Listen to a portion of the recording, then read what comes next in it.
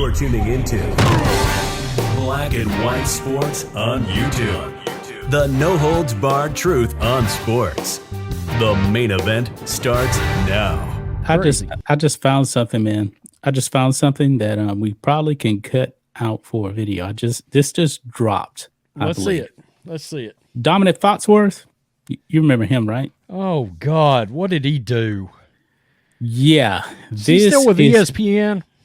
I believe so, but this is what he put out here. Bobby Burack, Outkick, anti-dog, anti-American flag ESPN guy says it's not ridiculous to call white MVP voters racist.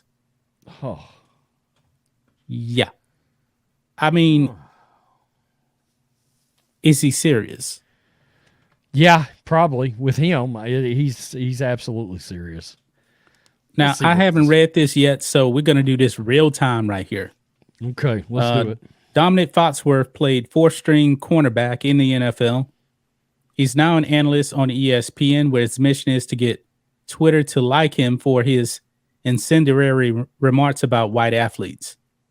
In 2020, Foxworth announced he openly roots for Josh Allen to fail because the Bills quarterback fans, and we quote, support dogs and the American flag.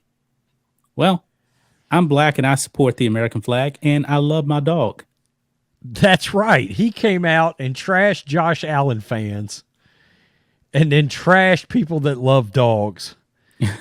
I mean, this guy he's one of the worst that ESPN has. This is saying a lot. He's definitely in their top, he's right up there with Mark Jones. If Jamel Hill was still there, he'd be they're definitely in the same ballpark. Same together. ballpark. Yeah. Well, absolutely. Yeah. All right. Last week, Foxworth returned to the headlines. He joined three-time failed talk show host Bomani Jones to record a podcast thanking Kendrick Perkins. What? They appreciated Perkins pressuring voters into considering race when voting for MVP. Race shouldn't even be a factor. Foxworth stated that it is, quote, not ridiculous to accuse MVP voters of racism, the point of Perkins' hypothesis in April. He took issue with anyone who criticized Perkins' race bait, calling the backlash disproportionate. What the hell, man? Wow. That's absurd.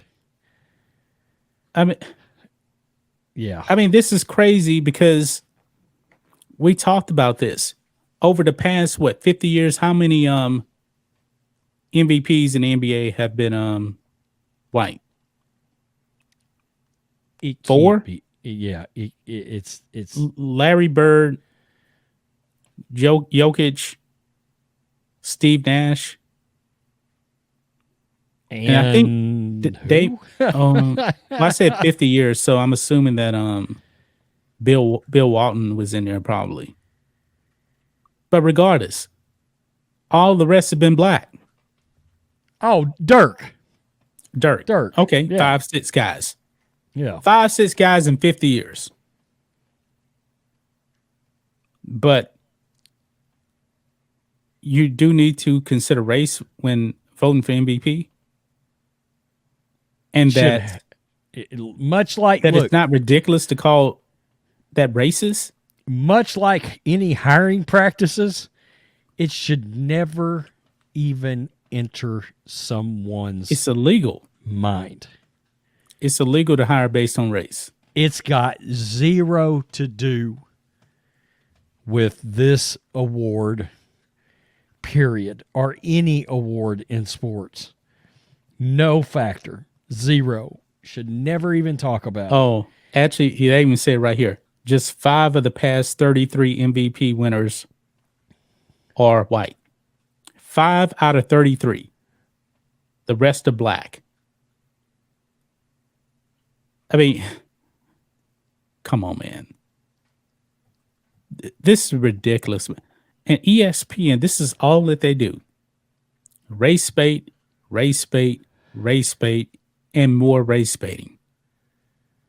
There's actually a clip out there of ESPN, a bunch of personalities over there. It's like a 2-minute clip or something. Nothing but race this, race that, race this, race that. Matt Kellerman, Stephen A., all these other people. Yeah. Well, they don't have any takes, so let's signal in some racism out of the bull. And every one of their shows, much like the NBA, by the way, has taken a massive hit because of them leaping into social justice. If it wasn't for live sports saving their asses, and look, that's only saving their asses in the interim. ESPN's got a problem long term. Yeah. They do. Because satellite and cable is becoming less prevalent. As it is happening, more people are cutting the cord and they're saying, you know what? I don't need ESPN. I don't need ESPN as an option. So as I'm making this transition, how about I cut them? And look, I've said this before. Hey, Dana, we'd love to see UFC, when that contract with ESPN ends, them go to somebody else. Yeah. And then what is ESPN left with? Mm-hmm. I mean, they're going to have to overpay for products. They're already doing it with the NBA. They're going to have to overpay for live programming to the point that it's going to end up hurting them. And there's whispers out there all over the place that Disney is truly considering selling ESPN. Yeah. Why? I mean, think of this. It's so not many monetarily people, viable anymore. No. People don't realize this. When you look at your cable bill, if you have cable, I don't have cable, $20 of your bill is just ESPN. It is super expensive. That's right. And everybody's cut the cord now. I don't have it. I have an antenna that I run through Plex. I love it, man. Plex is free. I get all my locals for free. If I want to watch live sports on locals, I can watch it. So my TV bill is zero. Right. Now, of course, I have some other streaming stuff, but you cut it way out. Yeah. I cut it way out, man. Yeah. Way out.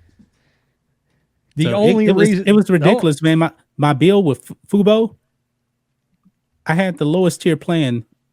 That bill was $107, man. Because the ESPN was on there and the regional sports networks, which are super expensive. Well, you know what I got to thinking? Now that the football season ended, when's the last time? I guess maybe I actually checked out a couple of XFL games, maybe. But far as like when the football season, but if you just want to watch the XFL and you already have Disney Plus, you can add Hulu and ESPN Plus and watch that $5 a month. Right. So you don't even have to pay for all that. You know, I've got Fubo right now. I like Boomer and Geo. CBS Sportsnet is where that show is. Yeah. But I got to thinking, when's the last time I turned over to check out any kind of studio-based show of ESPN? And the only thing I could think back to was I have not watched them since Trey Wingo was fired. Since Trey Wingo was fired and Wingo and Golick was taken off the air. Thanks for watching the show. Be sure to like, comment, and subscribe. Be sure to tune in next time on Black and White Sports.